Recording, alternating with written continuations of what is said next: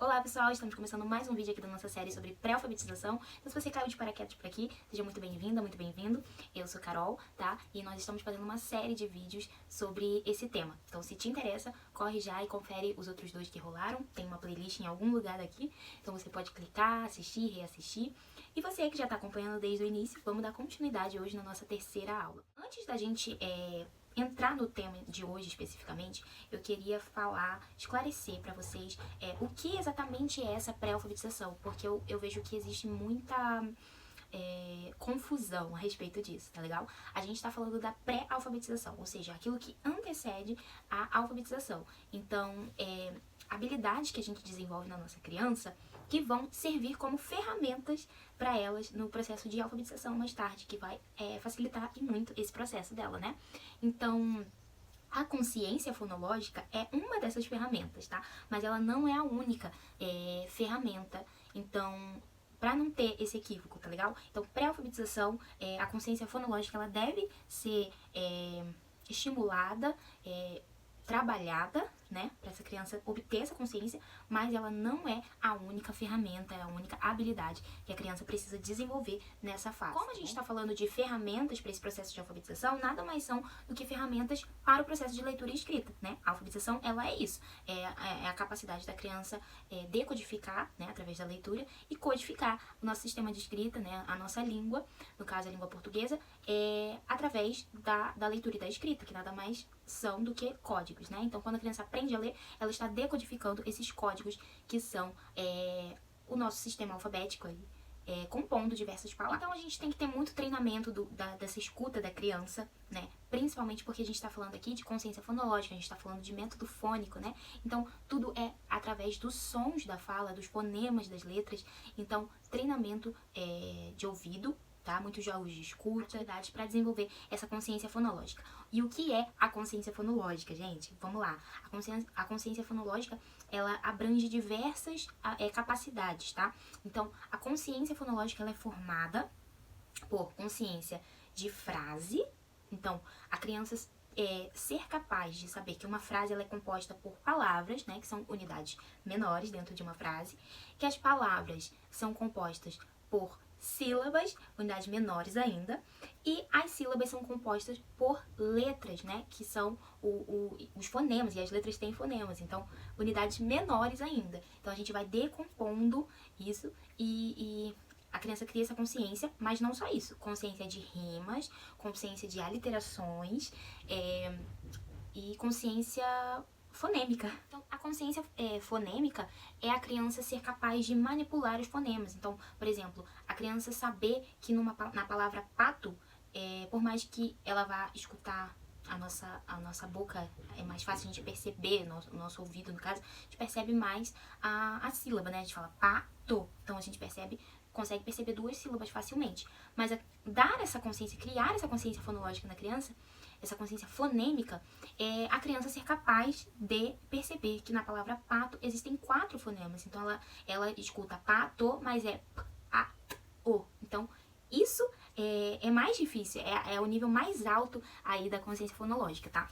Inclusive, é um dos que a gente mais demora aí pra trabalhar com as crianças na consciência fonológica, essa consciência fonêmica. A literação, o que seria a literação?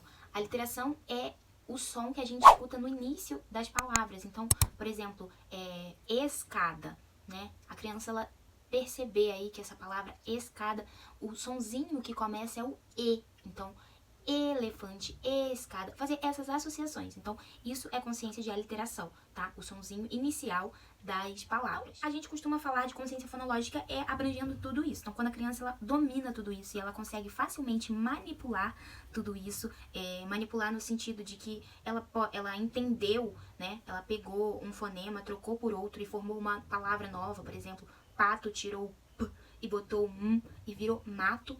Então, a criança, ela ser capaz de manipular porque ela dominou, ela criou essa consciência fonológica. Essas habilidades é quando a gente fala na questão da leitura, mas também tem a questão da escrita na alfabetização, que a escrita, ela sempre vai ser depois da criança ter consolidado a leitura, tá, gente? Nosso foco, primeiramente, é a criança aprender a decodificar. Então, depois, a gente começa a trabalhar essa escrita. E a escrita quando a gente está falando de pré-alfabetização, a gente vai trabalhar atividades de coordenação motora. Não necessariamente colocando a criança para escrever, fazer traçado de letra, nada disso agora. A gente pode trabalhar traçados zigue-zague, a gente pode trabalhar essa coordenação em papel, mas principalmente fortalecer essa mão da criança. Então, massinha, mas o que? Manipular diversas texturas, né? Recortar, rasgar, amassar, colar, tudo isso são atividades que trabalham a coordenação motora. Então, passar, miçanga, né, em fio, tudo isso é muito interessante para fortalecer essa musculatura, né, que mais tarde vai ser muito usada na escrita. Então, agora que eu dei essa recapitulada sobre a pré-alfabetização, sobre consciência fonológica, sobre essas habilidades de um modo geral que a gente precisa desenvolver nas nossas crianças nessa fase, vamos falar sobre métodos de alfabetização, né? Porque afinal a gente está trabalhando com um método, que é o que eu tô falando desde o primeiro vídeo, que é o método que eu vou explanar cada aula aqui, né? Então, que é o método fônico. Mas a gente tem que ter essa clareza de que não existe só o método fônico de alfabetização. Então, pra mim, ele é o melhor, o mais eficaz, o mais cientificamente eficaz, né? Então, é ele que eu quero mostrar pra vocês, é ele que eu trabalho aqui na minha casa. Mas vocês têm que ter a ciência dos outros métodos que existem e eu vou falar um pouquinho deles hoje, né? Pra gente ver, pra gente refletir juntos sobre a ineficácia desses métodos e por que o método fônico se torna melhor. Eu vou falar do método silábico. Então, para vocês terem uma comparação, acredito que muitos de vocês foram alfabetizados pelo método silábico. Eu sou de 95, então eu peguei a fase na escola que, pelo menos, já era método silábico, tá? Então, babebi bobu, dadedi dodu, por aí vai, né? Vocês sabem, acredito que todos saibam como que é o método silábico. O que acontece no método silábico? Eu peguei uma informação, tô com a colinha aqui, então vou olhar pra baixo. O método silábico, pra criança ela ser capaz de ler, ela precisa decorar aí 250 sílabas. Então, a criança, pra conseguir ler, ela precisa decorar essas 250 sílabas. Então, são todas as famílias silábicas, certo? A gente tem aí 26 letras no alfabeto, é isso? Então, gira em torno mais ou menos de 250 sílabas. Beleza, a criança gravou ba, be, bi, bobu. Mas aí tá escrito Brasil. Aí a criança vai ter essa dificuldade do bra. Então, é mais uma sílaba que ela tem que decorar, digamos assim. Ela tem que decorar o bra, bre, bre. Entende a dificuldade, como que aumenta? E, a nível de comparação, para vocês saberem, o método fônico, ele possui 26 letras. O alfabeto tem 26 letras e são 31 fonemas para serem decorados, certo? Então, a criança, ela vai estar aprendendo muito menos... ela vai estar... como eu posso explicar? São menos informações que a criança precisa decorar, certo? Então, são 26 letras e 31 fonemas. A criança aprendendo isso, naturalmente ela vai conseguir desenvolver ali na fase silábica, porque aí sim, todo mundo passa pela fase silábica, tá? A gente não tá falando do método silábico, mas a gente tá falando da fase silábica ali, pelo ensino do método fônico. Então, natural, a criança aprendeu todos os fonemas das letras, ela vai começar a juntar e formar sílabas. Mas olha a diferença, a discrepância, né? 250 sílabas para decorar e 31 fonemas para decorar. O que você acha que é mais fácil para a criança? E aí, tem algo interessante nessa história, que existe uma teoria, que é a teoria da carga cognitiva, né? Que basicamente ela diz que o ser humano, quanto mais informação ele tem para processar, menos ele consegue dar conta. Então você imagina aí um computador, um celular, não sei, que você encheu de arquivo, de foto, de tudo. A tendência natural é que essa máquina, seja computador ou celular, ele vai ficando mais lento, né? É muita informação para processar. Então você imagina o cérebro da criança, o nosso cérebro, certo? Então essa teoria, depois se vocês quiserem pesquisar sobre ela, a teoria da carga cognitiva, ela traz isso, de que quanto mais informação, menos o ser humano consegue dar conta, tá legal? Então, daí vocês já viram uma diferença gigante entre o método silábico e o método fônico, né? Então, só por aí eu já poderia parar e falar, ó, o método fônico é o melhor, segue por ele. Mas, existem outros. Gente, começa a gravar, começa no meu quintal uma bateção. Aí que existe um certo problema, né? Que aí o negócio fica, digamos, pior. Na década de 60, de 70, imperava esses métodos. O fônico, que ele era muito mais mecânico, não muito lúdico, como hoje em dia, por exemplo, e o método silábico. Eles imperavam ali as cartilhas, enfim. Década de 60 e 70, certo? Daí, na década de 80, surge o construtivismo. Ele não é um método, ele é uma teoria, tá? Então, com o construtivismo, surgiu o letramento, alguns autores que meio que aboliram os métodos. Então, nessa fase aí da educação, os métodos foram abolidos. Por que eu faço assim? Porque não é que, acabou, ninguém nunca mais usou. É que esses teóricos trouxeram filosofias, né? Por isso que não é considerado métodos, mas sim teorias e ideologias, enfim. Porque método a gente entende que é um passo a passo, né? Então, para você fazer uma receita de um bolo ou de qualquer outra coisa, você precisa do passo a passo. Um curso, ele te dá um passo a passo de algo. Então, tudo na vida que a gente quer aprender, a gente precisa de um passo a passo. Mas na alfabetização, essa corrente do construtivismo, ela meio que aboliu os métodos. Porque o que eles diziam? Que o ensino, ele era implícito. Ou seja, ele já está dentro da criança, tá? O professor, ele tem que fazer a mediação. Ele não precisa explicitamente ensinar para a criança o som das letras, tá? Então, a criança, ela vai ser exposta a textos, a palavras e aí, sozinha, essa criança vai chegar à conclusão.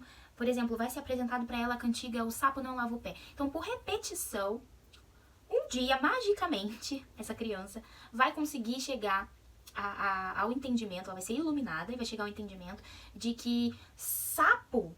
eu já sei porque sapo é assim. Porque o S e o A ali na palavra sapo, eles fazem esse sonzinho de sa. E o P e o O fazem sonzinho de pô, por isso que é sapo.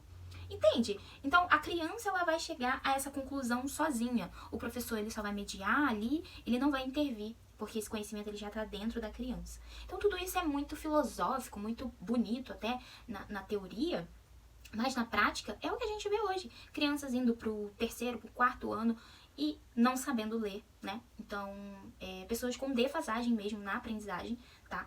Então, isso foi uma das coisas mais terríveis que aconteceu.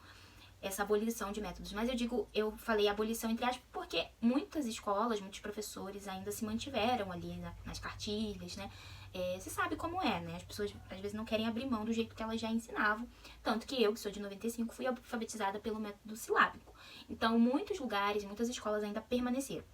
Porém, eu acho que hoje em dia tem bem menos professores alfabetizando pelo método silábico, pelo menos nas escolas de rede pública que eu vi, que eu tive contato, né? Todas eram esse método global, tá? Porque, sim, existe um método global que é basicamente construtivista também. Todos seguem essa mesma linha. Então, o tal método do Paulo Freire, que não é bem um método, porque, como eu falei, aboliram esses métodos. O ensino já estava dentro da criança. Então, é tudo uma grande falação, mas ninguém explica nada de como você começa e como você termina a alfabetização de uma criança, tá? Eu falo com propriedade porque eu sou formada em pedagogia, eu entrei e saí da faculdade e nenhum professor foi capaz de me explicar o que era o tal do método do Paulo Freire. Porque, na verdade, não é método, gente. É apenas uma filosofia ali e, como eu posso dizer, é baseada em adivinhação, tá? Basicamente, a criança ela vai adivinhar ali. Pouquíssimas crianças vão chegar a reais conclusões e conseguir ler de fato, tá?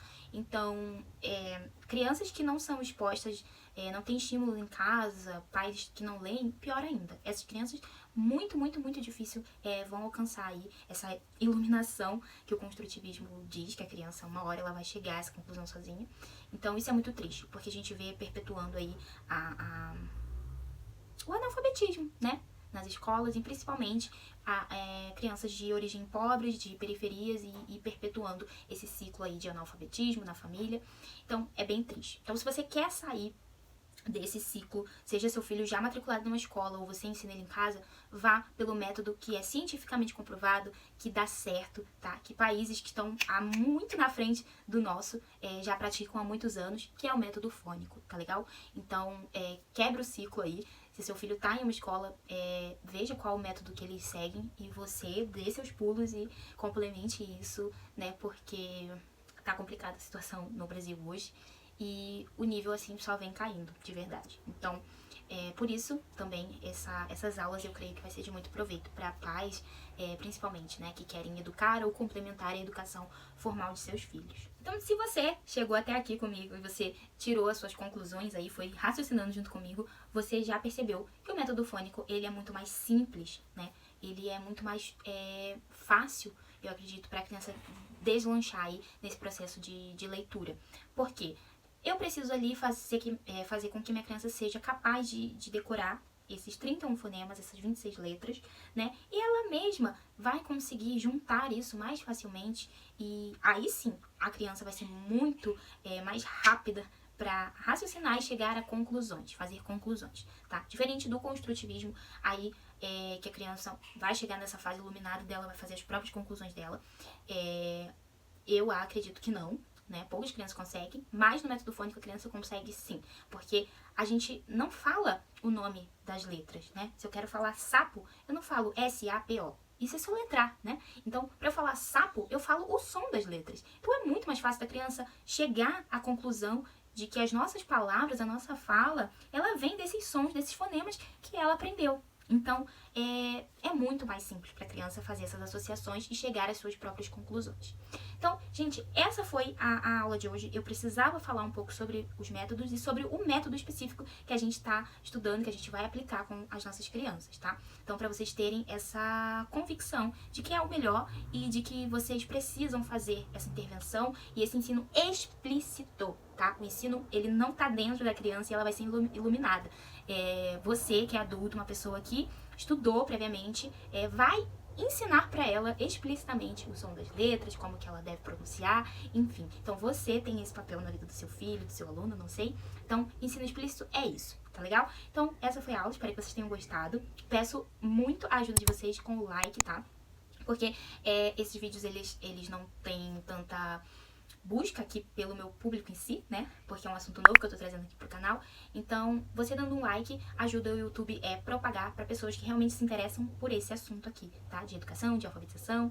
E me ajuda demais a continuar trazendo conteúdo gratuito aqui pra vocês. Então, fiquem por aqui, ative o sininho, porque as próximas aulas vão ser bem mais práticas. Eu vou trazer atividades aqui pra vocês, recursos. E tem muita coisa legal pra sair. Tô preparando até materiais aí gratuitos pra vocês. Então, vai ser muito, muito legal, tá legal? Então, é isso. Like, se inscreva se você não é inscrito e até a próxima!